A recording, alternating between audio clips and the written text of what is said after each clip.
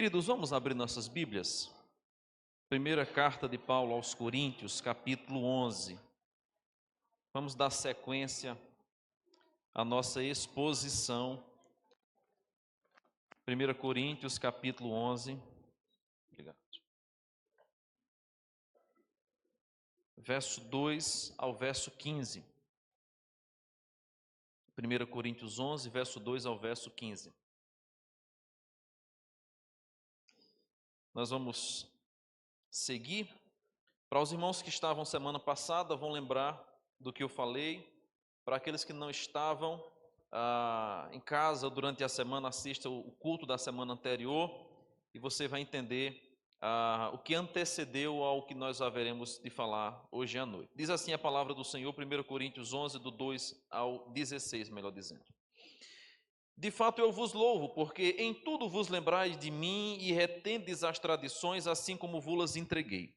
Quero, entretanto, que saibais ser Cristo o cabeça de todo homem, e o homem o cabeça da mulher, e Deus o cabeça de Cristo. Todo homem que ora ou profetiza, tendo a cabeça coberta, desonra a sua própria cabeça. Toda mulher, porém, que ora ou profetiza com a cabeça sem véu, desonra a sua própria cabeça, porque é como que se a tivesse rapada. Portanto, se a mulher não usa véu, nesse caso, que rape o cabelo, mas se lhe é vergonhoso tosquear-se ou rapar-se, cumpre-lhe usar o véu. Porque, na verdade, o homem não deve cobrir a cabeça por ser ele imagem e glória de Deus, mas a mulher é glória do homem. Porque o homem não foi feito da mulher, e sim a mulher do homem. Porque também o homem não foi criado por causa da mulher, e sim a mulher por causa do homem. Portanto, deve a mulher, por causa dos anjos, trazer véu na cabeça como sinal de autoridade. No Senhor, todavia, nem a mulher é independente do homem, nem o homem independe da mulher. Porque como provém a mulher do homem, assim também o homem é nascido da mulher, e tudo vem de Deus. Julgai entre vós mesmos, é próprio que a mulher ore a Deus sem trazer o véu? Ou não vos ensina a própria natureza ser desonroso para o homem usar o cabelo comprido? E que, tratando-se da mulher, é para ele uma glória, pois o cabelo lhe foi dado em lugar de mantilha. Contudo, se alguém quer ser contencioso, saiba que nós não temos tal costume, nem as igrejas de Deus. Amém. Louvado seja o Senhor.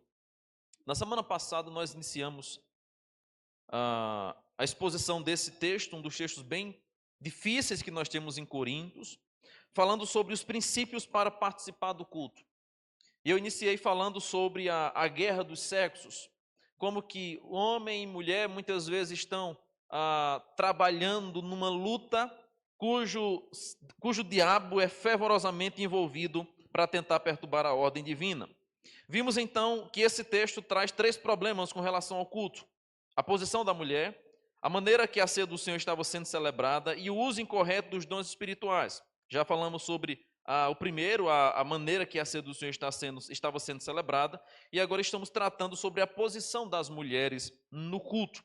E agora, diante disso que nós tratamos na semana passada, passamos a analisar também como que o uso do véu era melhor contextualizado nas páginas do Antigo Testamento e como que aquele véu impactava inclusive na cultura da cidade de Corinto. Foi quando então nós passamos a observar o significado dele e como que ele é apresentado na Bíblia Sagrada. Isaías 3, Gênesis 24, Isaías 47, nós vimos alguns exemplos de personagens bíblicos que usaram o véu em sinal de respeito, de submissão e ao mesmo tempo de zelo para com a sua própria imagem. Hoje, nós vamos dar sequência a essa temática do uso do véu, a partir do verso 4, quando Paulo vai dizer: todo homem que ora ou profetiza tendo a cabeça coberta, desonra a sua própria cabeça.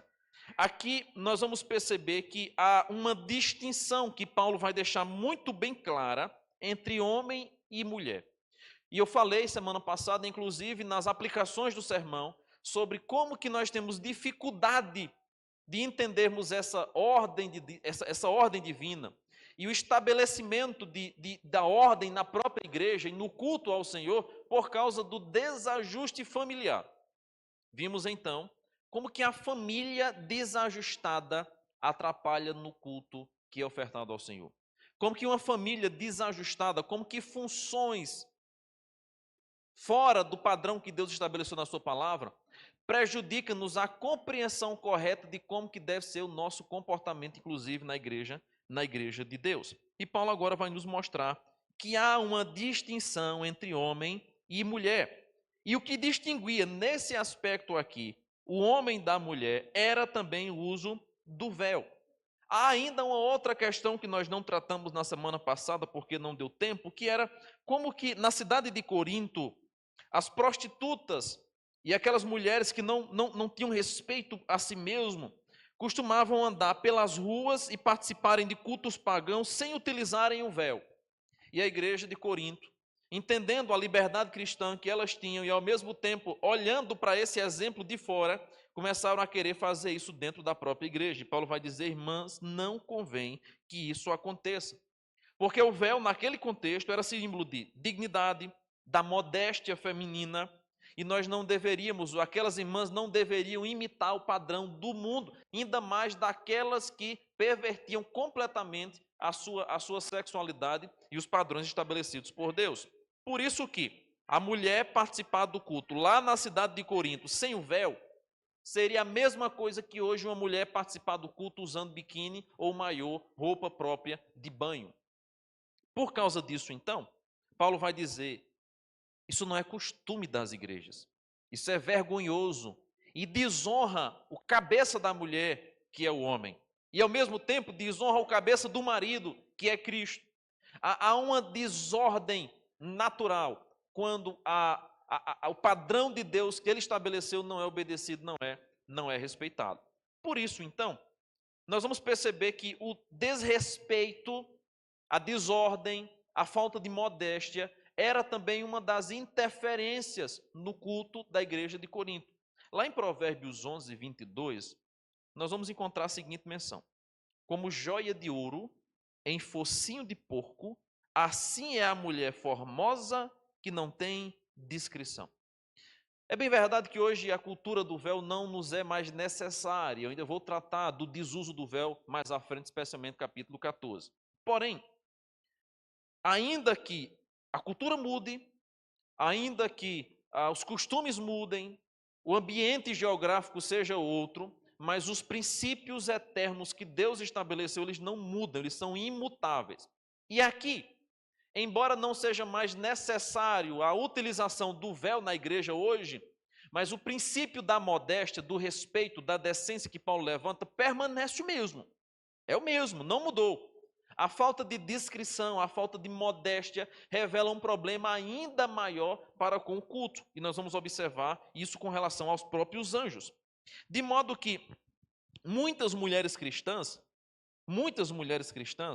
por não entenderem esse princípio de autoridade, de honra e de modéstia, acabam quebrando completamente o princípio do culto, da celebração religiosa, quando não se portam de maneira modesta. E aqui, para entender essa questão do véu, eu quero que você veja comigo como que a Bíblia Sagrada relaciona aquelas mulheres que não eram modéstias, que não cuidavam da sua aparência, que não tinham zelo para cobrir o seu corpo, e a liga a prostitutas. Veja, por favor, comigo alguns textos, porque nós precisamos entender bem o contexto de Corinto, o contexto da Bíblia, para que a gente chegue a uma resolução de como que o véu era usado e como que deve ser observado esse princípio ainda hoje. Vamos abrir nossas Bíblias, por favor, em Provérbios, capítulo 7, verso 10 em diante, eu vou citando aqui algumas partes desse texto. Provérbios, capítulo 7, verso 10 em diante, veja comigo esse texto.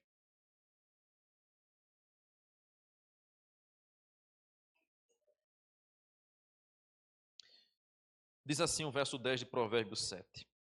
E eis que uma mulher lhe saiu ao encontro, com enfeites de prostituta e astúcia de coração. Estava alvoroçada, irrequieta, não parava em sua casa aos pés. Foi para fora, depois pelas ruas, e ia espreitando por todos os cantos. Chegou-se para ele e o beijou, com face impudente lhe disse: sacrifício pacífico tenho comigo, hoje paguei os meus votos. Veja, essa mulher, verso 10, com enfeites de prostituta e astúcia de coração. Verso 11, ela era alvoroçada e irrequieta. Versículo 12, ficava ou ia espreitando. Verso 13, ela chega para ele e o beija com face impudente. Aqui você tem a descrição de como que a prostituta se comportava. Uma característica de alguém que não tem prudência, de alguém que não tem modéstia, de alguém que não tem modos, mas alguém que com face impudente, com face descoberta, de maneira precipitada, agia de maneira a desagradar ao Senhor. Verso de número 21 diz que assim o seduziu com palavras muito suaves e o persuadiu com as lisonjas dos seus lábios. Finalmente, o verso 27, para nós não lermos todo o texto, diz que a sua casa é caminho do inferno que desce para as câmaras da morte.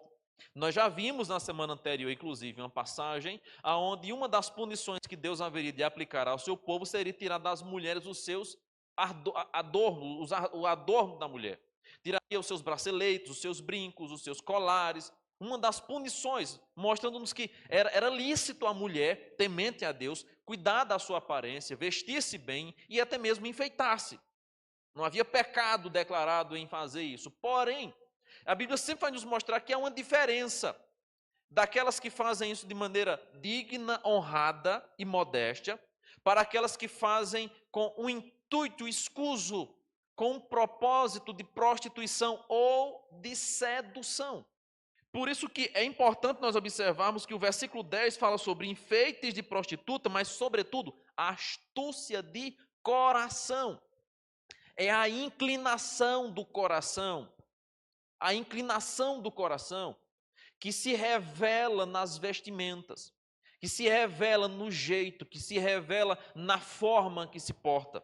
Por causa disso, então, lá na igreja de Corinto, a cultura das prostitutas da cidade, a maneira que as prostitutas se portavam lá fora, e que agora estava sendo meio que copiado pelas irmãs da igreja, se tornou uma prática inconveniente e Paulo diz, não pode. Nós devemos fazer a diferença. Não é nosso costume, nem aqui e nem nas igrejas de Deus. Por que Paulo faz essa menção e por que essa questão do véu ela é tão significativa para nós ainda hoje, no quesito de princípio de culto, princípio que regula o culto, mas também no princípio da modéstia. Eu tenho plena convicção de que todos aqueles que não dão valor à modéstia cristã, ou que não se preparam, ou não se ataviam adequadamente para prestar um culto ao Senhor, não entenderam a presença do Deus que está no templo. Não entenderam a santidade desse Deus, não entenderam a quem estão adorando corretamente. Por isso que não se preparam adequadamente para tal coisa. E isso estava acontecendo na igreja de Corinto. A mulher que não cobria a cabeça, ela dizia claramente a todos, eu não tenho autoridade sobre mim e eu não estou preocupada com o que vão pensar a esse respeito, levando inclusive assim a sedução, a lascívia e outros pecados mais, pois era assim que naquela época, como eu expliquei semana passada, que o cabelo da mulher de fora muitas vezes era visto. Perceba aqui, não é mais essa a nossa cultura hoje, é verdade. Se fosse assim, todas as irmãs aqui estariam em pecado por estarem na igreja com o cabelo descoberto e por terem tamanhos de cabelo e cores de cabelo diferentes. Mas eu já falei semana passada que essa era uma questão estritamente cultural por causa da cidade de Corinto, mas o princípio que levava Paulo a ordenar que se usasse véu na igreja era o princípio da submissão, da autoridade e de não copiar a cultura que havia na cidade de Corinto naquela época. Diante disso, então, eu agora quero passar para os tópicos do sermão, porque na semana passada só consegui ficar na introdução. E, em primeiro lugar, diante daquilo que nós tratamos na semana passada, dos princípios para participar do culto, eu queria começar pelo menos ver hoje alguns tópicos sobre questões importantes para solucionar o problema do comportamento no culto. Como que Paulo lida com esse princípio normativo do culto com soluções? Em primeiro lugar, Paulo vai nos falar sobre a submissão. aquilo que o reverendo Augusto Nicodemos, no seu comentário, chama de princípio teológico. Que princípio teológico é esse? É quando do verso 3 ao verso 6, Paulo vai falar sobre o homem, a mulher e Cristo e Deus. O princípio de autoridade, de submissão, de ordem, que vai estabelecer, então, essa mesma ordenança no próprio culto. Segundo o apóstolo Paulo, a ordem do reino de Deus, ela é uma ordem lógica e que fala de uma hierarquia divina. O Pai, o Filho e o Espírito Santo, 3 pessoas de uma só essência. Porém, na economia da Trindade, nós vamos perceber que Deus o Pai, não está acima do Filho porque ele é igual, mas ao mesmo tempo é aquele que ordena ao Filho que venha. Deus o Filho não está acima do Pai, pois ele é igual, mas ao mesmo tempo ele se submete à vontade do Pai, e é aquele que envia o Espírito Santo. E veja que nessa ordem da Trindade, não é que um seja maior do que o outro, mas nessa ordenança, nesse estabelecimento, percebe-se uma ordem hierárquica. Por causa disso, então, Paulo vai dizer, assim também é na igreja de Deus. O homem é submisso a Cristo e a mulher é submissa ao seu marido. E assim nós vamos perceber que foi a ordenança divina. Mas diante disso, então, nós vamos encontrar aqui agora o véu sendo nos apresentado como sendo algo que dava segurança à mulher e dava inclusive a ela uma representação de como que ela estava debaixo de uma autoridade. Eu expliquei semana passada falando como que a mulher que usava véu no Antigo Testamento era respeitada.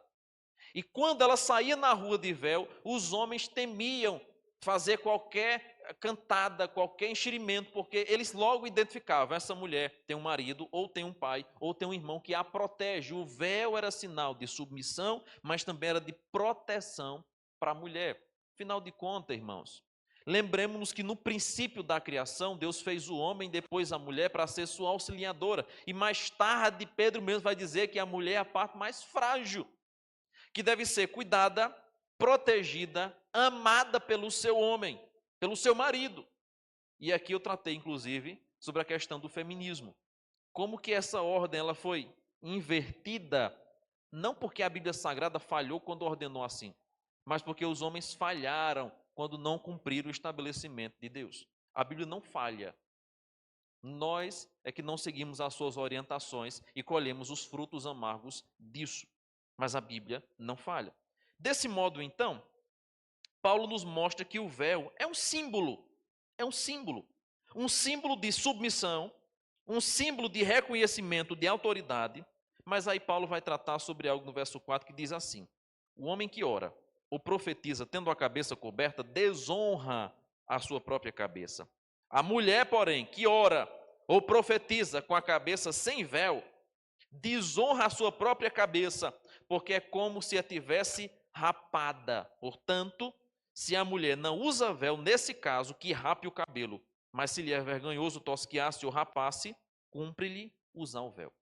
Perceba que aqui nós vamos encontrar uma outra situação na igreja de Corinto, que era o ato das mulheres profetizarem e orarem, que inclusive vai ser uma das questões que nós vamos tratar no capítulo 14, porque o mesmo Paulo que diz aqui, a mulher não ore e não profetize com a cabeça coberta, lá no capítulo 14, verso de número 34, por favor, se os irmãos puderem passar aí uma página só da sua Bíblia, 1 Coríntios 14, verso 34, Paulo vai dizer assim, vou ler o 33 a 35.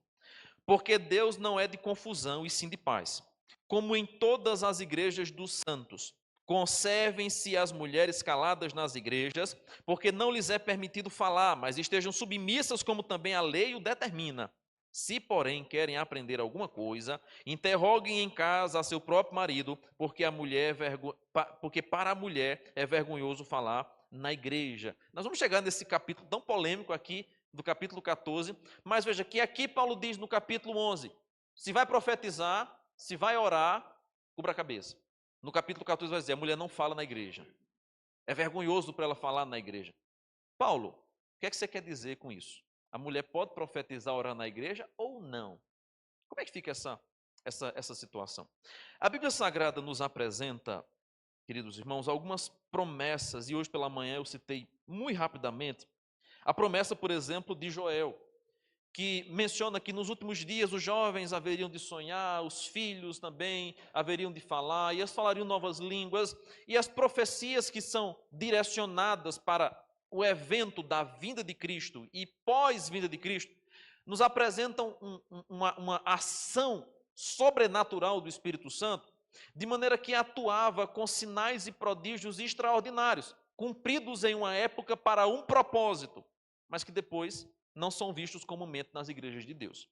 Nós vamos abordar essa questão mais detalhadamente no capítulo 14, porque lá no capítulo 14, Paulo ainda é mais claro ao falar sobre línguas estranhas, sobre dons, sobre profecias e sobre visões. Então eu vou reter para tratar essa questão lá. Porém, aqui, nós não podemos fazer vista grossa a essa menção de que a mulher que orasse ou profetizasse sem véu estaria desonrando a sua própria cabeça. Porque, segundo o próprio apóstolo Paulo, em confirmação com o capítulo 14, na igreja do Senhor, a autoridade da liderança dela seguia o mesmo padrão da criação e o padrão que Deus estabeleceu no tabernáculo, no templo, ao longo da caminhada no deserto. O padrão era o mesmo.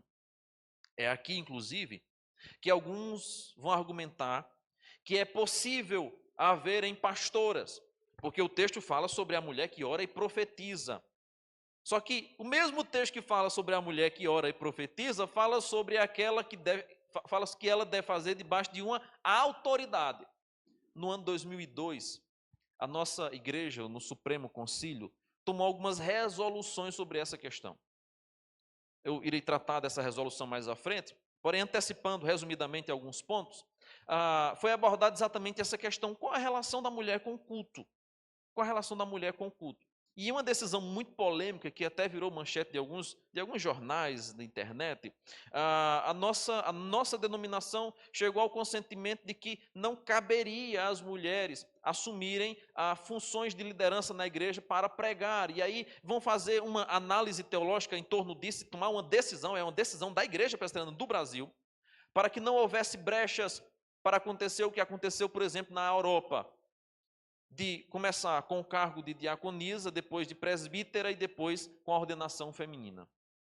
Irmãs, ainda que para o presente século isso soe muito estranho, ainda que para o presente século isso soe como um ato machista, que inclusive foi decidido por homens, esse é um padrão estabelecido pela Bíblia por causa da ordem da criação. E é um padrão e é um princípio que não vai alterar com manifestação humana. Por mais que as pessoas se rebelem, por mais que a pessoa diga eu não aceito, eu discordo, mas o princípio estabelecido por Deus é esse. E só não aceita isso, só não entende isso, me permita francamente dizer, quem vive mal no seu casamento, quem não tem um bom padrão de marido em casa, quem não sabe o que é ser protegida, amada e suprida. A mulher que não foi amada corretamente, que não foi suprida em suas necessidades corretamente, que não foi protegida, vai querer rebelar-se. E vai dizer, eu não aceito isso. Eis a razão pela qual nós temos que ter cuidado como igreja de Deus, hoje, com o estímulo que nós damos aos nossos jovens e às jovens da igreja a respeito do casamento.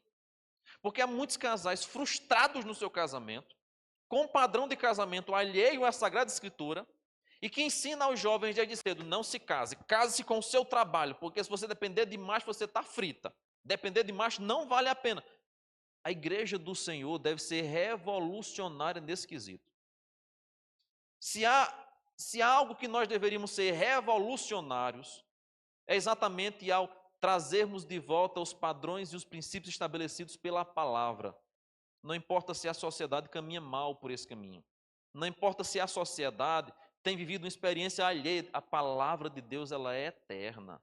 O princípio de Deus é o mesmo, ele não muda. Muda a época, muda o costume, muda a roupa, muda a cidade, mas o princípio é o mesmo. Não mudou. Tanto que quando chega em Efésios capítulo 5, Paulo vai dizer exatamente isso, porque o marido é o cabeça da mulher, e a mulher deve respeitar o marido, mas o marido deve se sacrificar pela mulher como Cristo sacrificou pela igreja. O princípio é o mesmo, estabelecido na criação, reafirmado por Cristo em Mateus 19 e confirmado por todos os apóstolos. Não é a nossa experiência que deve mudar a Bíblia, irmãos. Eu vou repetir isso para você. Não é a nossa experiência que deve mudar a Bíblia. É a Bíblia que deve mudar a história das nossas experiências. Porque hoje o que acontece é o seguinte: na minha experiência, isso não funciona. Então vamos atualizar a Bíblia para que ela se adeque à minha experiência. Só que no padrão de Deus não é assim que funciona. A ordenança de Deus é essa: adeque a sua experiência a esse padrão de Deus aqui. Só que muitas vezes nós não queremos. E quando eu digo nós não queremos, não estou falando especificamente das mulheres, tá? Que nesse quesito é a parte mais frágil, são as que mais sofrem. Eu estou falando dos homens que não se adequam a esse padrão, que não muda, que não melhora, que não traz para si a responsabilidade de assumir a função sacerdotal de sua casa. Então, de fato, para a mulher se submeter a um homem desse, é um pesadelo. É, de fato, um absurdo submeter-se a um homem que em nada faz para ser reconhecido o seu valor, sua dignidade, a sua imagem e semelhança de Cristo. É um sacrifício. Aí, de fato, se torna difícil. Mas eu posso garantir aos irmãos, pela palavra de Deus e pela experiência daqueles que vivem essa palavra, que quando a família, quando o casal segue corretamente o princípio da palavra, para o homem, não vai ser motivo de arrogância seu cabeça. Para a mulher, não vai ser motivo de humilhação ela se submeter ao seu marido, quando eles cumprem a palavra. Quando eles andam de acordo com a palavra. Para a mulher não vai ser o peso, pelo contrário. Pelo contrário. Vai ser um alívio. Vai ser uma paz. Você saber que alguém que está buscando ser imagem e semelhança de Cristo, que está se sacrificando por você, que está disposto a dar a vida por você, que vai fazer de tudo para suprir você, que vai amar você e que vai morrer se preciso for por você. Não vai ser algo ruim, irmã, de você experimentar. Não vai ser algo difícil de você tolerar, pelo contrário, será prazeroso, será gratificante saber que você tem na sua casa um cabeça que busca servir a Jesus Cristo. Não é perfeito, tá? Não existe marido perfeito. Não vai ser 100%, não existe esse marido 100%. Mas o fato dele desejar ser semelhante a Cristo vai lhe trazer gratidão no seu coração, porque você pode descansar na certeza de que, de fato, a sua família teme ao Senhor e a bênção de Deus está sobre a sua casa. Agora, quando isso não acontece, aí vem um problema. Quando isso não acontece, aí vem a revolução. Aí vem o achismo, aí vem a experiência falando mais alto que a palavra. Paulo vai dizer, não é assim que funciona. De maneira que o véu é um símbolo. E as irmãs que oravam e profetizavam deveriam fazer isso debaixo da autoridade masculina estabelecida por Deus. Não que a mulher não tivesse voz na igreja, não é isso. O próprio Cristo, eu falei semana passada, foi acompanhado de mulheres. O próprio Paulo vai citar lá em Filipenses as irmãs da igreja que estavam brigando por causa de uma situação. Nitidamente, aquelas irmãs exerciam um cargo de liderança na igreja. Porém, não eram pastoras, não eram presbíteras. Na Bíblia Sagrada não há nenhuma menção a esse respeito. Ah, mas houve Raquel. Sim, mas era pastora de ovelhas. Não se encontra sacerdotisa. Não se encontra. Mas nós temos uma juíza. Débora se levantou como juíza. Em que momento, irmãos? Quando não havia homens dispostos a serem porta-vozes de Deus. E, inclusive, aquilo para Israel foi uma vergonha. Deus envergonhou o seu povo ao levantar uma juíza pela fraqueza dos homens, porque o texto de Juízo vai dizer que eles estavam fracos, debilitados pela opressão dos midianitas. O povo estava tão enfraquecido que foi preciso Deus levantar uma mulher para dirigir a nação daquele momento como juíza, porque os homens eram uma vergonha, e Deus vai dizer, vocês são uma vergonha. E é exatamente assim que acontece na igreja de Deus quando os homens não estabelecem a sua liderança, ou não se levantam como líderes. As mulheres têm que tomar o lugar porque a obra não pode parar. E isso não é desonroso, não desabona o fato da mulher estar servindo ao Senhor, mas mostra a fraqueza masculina no trabalho. Irmão, nós estamos vivendo uma época que os homens estão mais parados que não sei o quê. Desde cedo, os jovens, os rapazes, não têm mais atitude de homens. Até no namoro. É um menino morto, parado, depende da mulher desde o namoro. Minha irmã, se você está namorando alguém, que desde cedo não dá sinais de liderança, de pulso firme, de provisão, deixa esse camarada enquanto é tempo. Porque você vai sofrer no seu casamento. Se no namoro esse camarada depende de você, não toma atitude, não toma iniciativa, olha, se prepare que no casamento vai ter que carregar seus filhos e ele nas costas. Fique alerta aos sinais. Essa semana eu vi um videozinho, até mandei para minha esposa. Um homem jovem, dentro de um carro, quando chegou na garagem de sua casa, percebeu que tinha barata no para-brisa. Ele não desceu, com medo da barata. Aí ele começou a gravar. Ele andou 5 quilômetros no seu condomínio, algo mais ou menos assim, foi até um posto de combustível, baixou o vidro só um pouquinho e disse ao frentista, tem uma barata em cima do carro? O frentista olhou assim, que tinha uma barata em cima do carro, ele ficou andando com o carro em alta velocidade para ver se a barata saía. Parece meme, mas essa é a realidade. Essa é a realidade. Isso reflete a maneira como a masculinidade está em crise. Está em crise. E nós, como igreja do Senhor, devemos ser revolucionários nesse quesito, de fomentar uma masculinidade bíblica de acordo com a palavra do Senhor, homem é homem, e as mulheres fomentar a feminilidade bíblica. Por isso que Paulo vai estabelecer esse padrão, fazendo inclusive uma diferenciação de homem e da mulher. O homem que ora com a cabeça coberta desonra a sua cabeça. A mulher, porém, que ora ou profetiza com a cabeça descoberta, desonra ao seu marido, desonra a sua própria natureza. O que é que Paulo está estabelecendo? Existe uma maneira da mulher portar-se e vestir-se, existe uma maneira do homem portar-se e vestir-se, e quando esses valores e esses papéis são invertidos, isso é uma vergonha, é o que ele está dizendo. E isso tem aplicações ao aspecto da autoridade, da submissão, do padrão estabelecido, mas também tem aplicações e tem algo a mais a ser dito aqui a respeito da modéstia. Porque, graças a Deus, não é o nosso caso por aqui. Pelo menos eu não tenho visto isso aqui. Espero não ver. E se eu ver, eu vou falar e não tenho medo, não tenho papo na língua para isso. Mas o que tem crescido nas igrejas, e eu acompanho algumas igrejas que vejo claramente, são muitos rapazes afeminados, que se vestem muito semelhantemente a mulheres, que se portam muito semelhantemente a mulheres, que têm jeitos muito semelhantes ao das mulheres e que são frágeis demais. Paulo vai dizer, não pode. A mulher não pode querer se apresentar diante de Deus como se fosse um homem com a cabeça descoberta. E o homem não pode se apresentar com a cabeça coberta, porque isso é vergonhoso. Ou seja, homem se porta como homem, mulher se porta como mulher. Do dia que começou a inventar a moda unissex, pronto, desgraçou a questão da moda, da modéstia. Porque não há mais padrão. Não há mais algo firme. É unissex, tanto faz o homem quanto a mulher.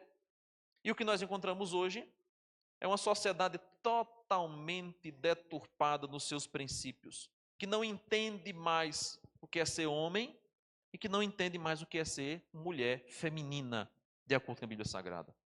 São mulheres rudes, brutas, duras, calejadas de tanto sofrer, e homens sensíveis, sentimentais, quase fã daquele cantor lá, sentimental eu sou. Demais. Homens extremamente sensíveis, afeminados. Paulo vai dizer, não é assim. Então, primeira questão, primeiro princípio é a submissão. Mas um segundo princípio, que Paulo vai estabelecer do verso 7 ao verso 11, para resolver o problema do culto, diz assim a partir do verso de número 7. Porque, na verdade, o homem não deve cobrir a cabeça por ser ele imagem e glória de Deus, mas a mulher é a glória do homem. Porque o homem não foi feito da mulher, e sim a mulher do homem. Porque também o homem não foi criado por causa da mulher, e sim a mulher por causa do homem. Portanto, deve a mulher por causa dos anjos trazer véu na cabeça como sinal de autoridade. O que é que Paulo agora quer tratar sobre os anjos, o véu, a igreja, o homem e a mulher? E aqui nós temos alguns argumentos, e eu queria pelo menos usar 3 argumentos a respeito de por que o homem é a glória de Deus e a mulher é a glória do marido e a relação disso para com os anjos. Primeiro argumento de Paulo é o argumento da origem. O homem não foi feito da mulher. Originalmente, a mulher descende do homem. O segundo argumento de Paulo é o argumento da finalidade. O homem reflete a glória de Deus, porque o homem não veio da mulher, ele procedeu primeiramente de Deus, e a mulher procedeu do homem. E o terceiro argumento de Paulo é o que relaciona ele com os anjos. Irmãos, qual é a relação dos anjos aqui nessa questão do culto? Eu queria que você abrisse sua Bíblia, por gentileza, lá em Hebreus capítulo 1, verso 14. Hebreus capítulo 1, verso 14.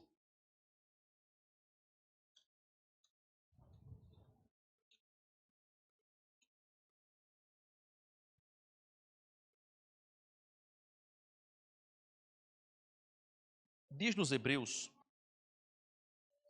que os anjos são espíritos ministradores enviados para servir a favor daqueles que hão de herdar a salvação. Eles são espíritos ministradores. Curiosamente, os anjos estão presentes no culto público quando nós nos reunimos para adorar o Senhor. João Calvino, inclusive, vai argumentar baseado em alguns textos essa questão. E por que a mulher que não usa o véu desonra ao marido, que representa Cristo, e Cristo é o seu cabeça, isso no ambiente da igreja, desonra ao culto que está sendo oferecido a Deus. Essa é a razão pela qual nós vamos encontrar no Antigo Testamento algumas menções de como que os anjos adoravam a Deus. Isaías 6:2. Serafins estavam por cima dele, cada um tinha 6 asas, com 2 cobria o rosto, com 2 cobria os seus pés, e com 2 voava. Diante do Deus Todo-Poderoso, os anjos se cobrem o rosto, cobrem os pés, diante da majestosa glória do Todo-Poderoso. Ainda em Êxodo capítulo 26, volte lá, sua Bíblia, em Êxodo capítulo 26, você vai encontrar o padrão que Deus estabeleceu para a construção do Santo dos Santos. E lá em Êxodo 26, não apenas nesse texto, mas em outros mais, você vai encontrar Deus ordenando fazer um véu para guardar o lugar santo. E algo mais é dito aí. Verso 31 de Êxodo 26. Farás também um véu de estofo azul, e púrpura, e carmesim, e linho fino retorcido com querubins. O farás de obra de artista. Suspendê-lo-ás sobre 4 colunas de madeira, de acácia, cobertas de ouro. Os seus colchetes serão de ouro, sobre 4 bases de prata. Pendurarás o véu debaixo dos colchetes e trarás para lá a arca do testemunho para dentro do véu. O véu vos fará separação entre o lugar santo, entre o santo lugar e o santo dos santos. Porás a coberta do propiciatório sobre a arca do testemunho do santo dos santos. A mesa porás fora do véu, e o candelabro defronte da mesa, ao lado do tabernáculo, para o sul, e a mesa porás à banda do norte. Farás também para a porta da tenda um resposteiro de estofo azul e púrpura, e carmesim, e linho fino retorcido, obra de bordador. Veja que aqui, quando Deus manda fazer as cortinas, o véu, toda aquela mobília para o lugar santo, Deus vai dizer, a arca do testemunho vai ficar no centro, o véu vai arrodear esse ambiente, tornando aquele lugar santo dos santos. Mas há um detalhe que eu já expliquei na escola dominical, quando falamos sobre a missão de Deus, lá em Gênesis, especialmente quando entramos em Êxodo. Sobre a arca, havia 2 querubins. 2 querubins. E eu falei que é exatamente os querubins que são postos na entrada do Éden após o pecado.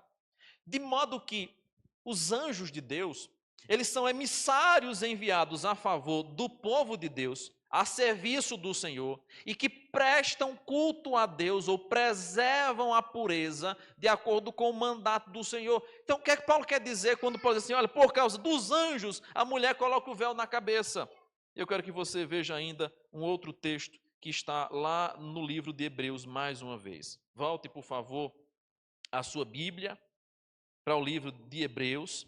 E agora veja Hebreus capítulo 10, verso 9 e verso 10. Hebreus 10, verso 9 e verso 10. Vimos o santo dos santos, o local santo, como é que funcionava, a pureza que havia no lugar. E agora em Hebreus capítulo 10, verso 9 e verso 10, diz assim: Então acrescentou: Eis aqui estou para fazer, ó Deus, a tua vontade. Remove o primeiro para estabelecer o segundo.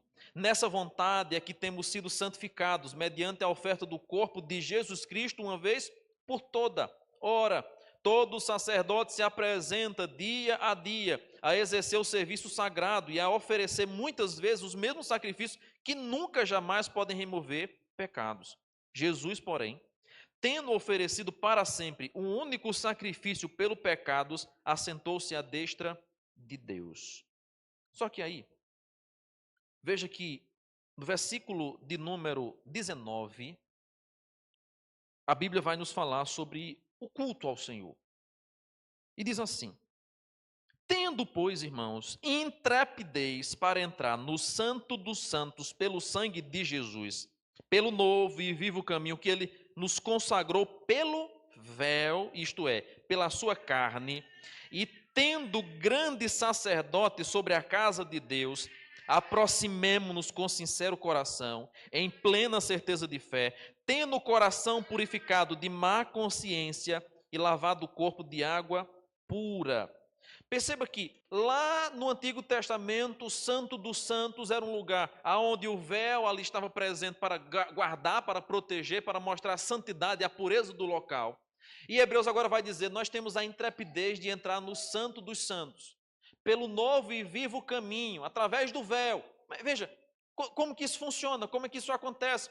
Que na igreja do Senhor, quando nós nos reunimos para adorar a Deus hoje, aqui na reunião do povo de Deus, com os santos do Senhor, unidos com o mesmo propósito, cumprindo uma ordenança, um mandamento e um chamado de Deus ao seu povo, nós temos a oportunidade de irmos no lugar mais profundo da nossa proximidade com o Senhor, que é nas reuniões solenes, na assembleia solene. Isso não é a mesma coisa de entrar no Santo dos Santos no Antigo Testamento, como era, porque não tem a arca. Mas o sentido, o significado e a rememoração é exatamente a mesma. Nós entramos no Santo dos Santos como igreja do Senhor. Não é só um sacerdote, mas que entra uma vez ao ano. Porque Cristo, quando morreu, diz a Bíblia Sagrada que o véu rasgou-se de alto a baixo. Nós agora temos acesso, porém, esse acesso que nós temos não nos dá o direito de fazermos de maneira irreverente. Lembre Eclesiastes 5, guarda o teu pé quando entrares na casa de Deus. E aí Paulo vai dizer, é necessário que haja reverência na igreja, que haja autoridade na igreja e que haja princípios na igreja. Por isso Paulo vai dizer, homens não usem véu, mulheres coloquem o véu para adorar o Senhor, naquele contexto da igreja de Corinto. Qual o princípio aqui? Submissão, glória de Deus, que apresenta claramente o porquê que o culto ao Senhor deve ser regido por princípios que devem glorificar ao Senhor. Mas além disso, há um outro texto de Hebreus capítulo 12, verso de número 22 ao verso 26, que nos diz assim, Hebreus 12, 22 ao verso 26, que diz, mas tende chegado ao Monte Sião e à cidade do Deus vivo, a Jerusalém celestial, e a incontáveis hostes e anjos, a universal assembleia e igreja dos primogênitos arrolados nos céus, e a Deus, o juiz de todos, e aos espíritos dos justos aperfeiçoados, e a Jesus, o mediador da nova aliança, e ao sangue da aspersão que fala coisas superiores ao que fala o próprio Abel. Tende cuidado, não recuseis ao que fala, pois se não escaparam àqueles que recusaram ouvir quem divinamente os advertia sobre a terra, muito menos nós, os que nos desviamos daquele que dos céus nos adverte, aquele cuja voz abalou então a terra. Agora, porém, ele promete dizendo: ainda uma vez por todas farei abalar não só a terra, mas também o céu. Perceba que em Hebreus, o princípio da honra, da reverência no culto é estabelecido. E observe verso 22. Chegado ao Monte Sião e à cidade do Deus vivo, a Jerusalém celestial, a incontáveis hostes de anjos e a universal assembleia e igreja dos primogênitos arrolados nos céus. A presença dos anjos nos cultos deve nos alertar para a seriedade desse evento. Então imagine bem você aí. Se um anjo sentasse ao seu lado agora, vindo da parte do Senhor, você se sentiria confortável com ele ao seu lado? É sobre isso que Paulo está dizendo. Por causa dos anjos, mantenham a ordem, a reverência a Deus no culto. O que nós mais encontramos hoje, em muitas igrejas, é tudo menos culto. Bagunça, desordem, festa, dança, teatro, peça, grupo que se apresenta e faz de tudo no mundo, sem reverência. Nós precisamos entender que quando nós nos reunimos para adorar o Senhor, o princípio da reverência deve estar muito bem claro entre nós. Cristo está em nosso meio. Os anjos adoram a Deus juntamente conosco. Isso não é uma reunião qualquer, é uma reunião solene que Deus convoca o seu povo, convoca a sua igreja para adorar Ele. Por causa disso, então, o culto não pode ser uma bagunça, o culto não pode ser uma baderna, o culto não pode ser um lugar sem ordem, sem autoridade. Pelo contrário, porque Deus fez o mundo, o homem, toda a criação, debaixo de autoridade, em uma hierarquia divina. A igreja de Deus deverá caminhar assim, não como algo que oprime, que manda, que fala e que diz e todo mundo baixa a cabeça. Não, não se trata disso. Mas é uma hierarquia divina, santa, que dá prazer, que nos alegra, que nos dá segurança, Por isso que a mulher que tem um marido que ama a Cristo e ama a sua mulher como Cristo amou a igreja, ela fica segura ao seu lado. Ela fica tranquila ao seu lado. Mas quando isso não acontece, quando isso não é o caso, é terrível. É terrível. Eu já perdi a conta de quantos casos de mulheres que ficaram viúvas. Quantos casos de mulheres que ficaram viúvas? E após a morte do marido, que elas começaram a descobrir a vida dele como era. Porque quando era casada com ele, não sabia nada. Não tinha segurança nenhuma. Não conhecia nada. Quantas mulheres que até hoje não conseguem confiar no seu próprio marido? Veja, um desajuste familiar que se reflete na igreja. E Paulo vai dizer, isso afeta a adoração a Deus de vocês, porque os anjos estão na igreja adorando com a gente. E quando nós não adoramos convenientemente, de maneira ordenada, de maneira organizada como Ele nos mandou, nos exigiu na sua palavra, esse culto não vai ser aceito. Por isso que Paulo vai dizer lá na continuidade do capítulo 11, né? Vocês se reúnem não para o bem, mas para o mal. A adoração da igreja de Corinto, quando Paulo vai tratar sobre a ceia, vai dizer, não está servindo de nada não, irmãos. Vocês estão se reunindo, mas Deus não está aceitando isso não. Deus não está recebendo essa adoração. Por isso que ele estabelece. Eu antecipei, né, a ceia. Mas se nós fôssemos seguir essa sequência, a gente entender ainda melhor. Por que esse princípio quebrado das mulheres e dos homens no culto prejudicava inclusive a ceia do Senhor? prejudica completamente. Ora, se eu não sigo os padrões estabelecidos por Deus, logo a minha comunhão com Deus não vai ser uma comunhão correta. Está quebrado esse negócio. Não tem como. Então, nós precisamos aprender a necessidade de, no culto ao Senhor, que prestamos a Ele, temos o cuidado de seguirmos os princípios e lembrarmos que a reunião santa, que além da presença de Deus, os anjos de Deus estão nesse lugar, estão adorando a Deus juntamente conosco, estão servindo a igreja de Deus e servindo a Deus, levando até nossas orações, fazendo com que, inclusive, nós sejamos guardados, protegidos pelo Senhor. Hebreus 1:11. Os anjos são ministros de Deus enviados para aqueles que são tementes a Deus. Eles ministram, protegem, adoram, aprendem, são ministros, são serviçais de Deus e estão presentes quando a assembleia se reúne. Hebreus 12, conforme lemos aqui agora, fala sobre isso. Aos anjos, juntamente com a assembleia e com a incontável multidão, a igreja dos primogênitos. Então, que nós possamos, irmãos, nos portar diante do culto ao Senhor com reverência, com santidade, mas ao mesmo tempo com o nosso coração grato, porque nós não estamos cantando ao teto, nós não estamos adorando a uma imagem, nós estamos adorando a um Deus vivo.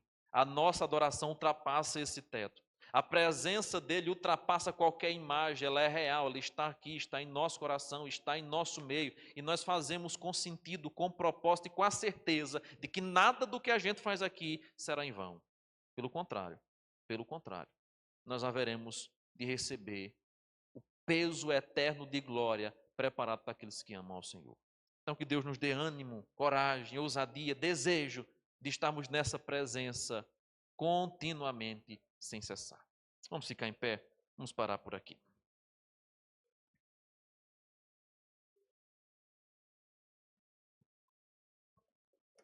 Senhor amado, muito obrigado pela tua palavra mais uma vez. Perdoa os nossos pecados, perdoa a nossa irreverência, perdoa, Senhor, as vezes que nós não cumprimos o que a tua palavra nos ordena e nem seguimos o padrão familiar que o Senhor estabelece. Tem misericórdia de nós. Tem misericórdia desse culto que nós ofertamos aqui a ti. Que o Senhor possa se agradar e recebê-lo, mesmo que feito alterações e ajustes pelo teu Santo Espírito para que chegue a ti como aroma agradável. Mas recebe, Senhor. Nos ajuda a te adorarmos de maneira coerente. Nos ajuda a buscarmos mais santidade, mais reverência. Nos ajuda, Senhor, a queremos fazer a tua vontade aqui nesta terra. Nós queremos ser mais parecidos com o teu Filho, Jesus. Nós queremos andar em conformidade com a tua palavra e queremos ter a certeza de que o Senhor está recebendo essa adoração. Por isso, edifica a tua igreja, fortalece a tua igreja. Em nome de Cristo, tem misericórdia de nós. Amém e amém.